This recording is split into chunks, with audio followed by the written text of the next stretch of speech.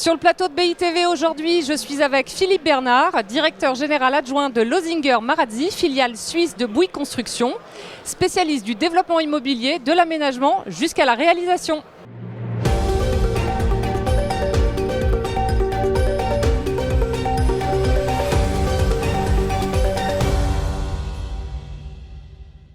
Bonjour Philippe. Bonjour. Alors Losinger Marazzi développe et réalise des écoquartiers depuis près de 10 ans en Suisse. Quel bilan en tirez-vous?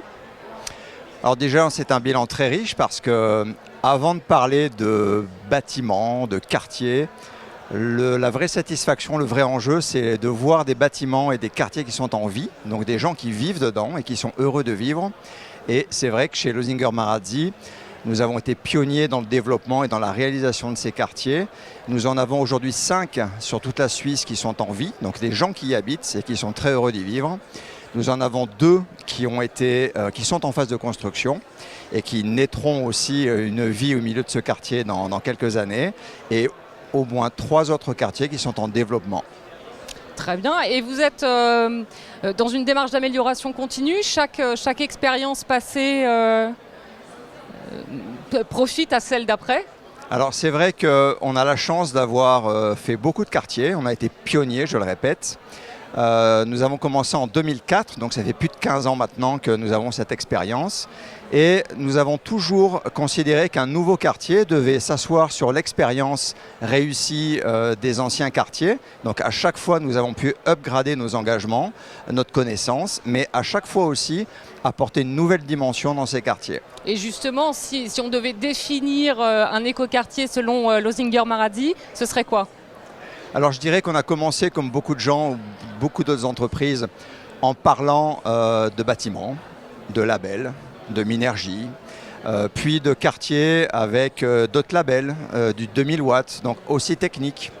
Et petit à petit, on s'est rendu compte que cette dimension était très bien, mais pas suffisante. Et aujourd'hui, nos quartiers les plus modernes, ceux qui sont en vie ou qui sont en cours de développement, parlent maintenant de vie de quartier, de well community, de biodiversité, donc est beaucoup plus centré sur les gens.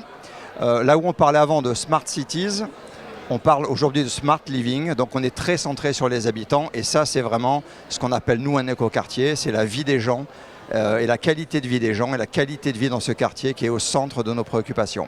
Ce qui veut dire qu'une fois l'écoquartier construit, vous gardez un œil dessus?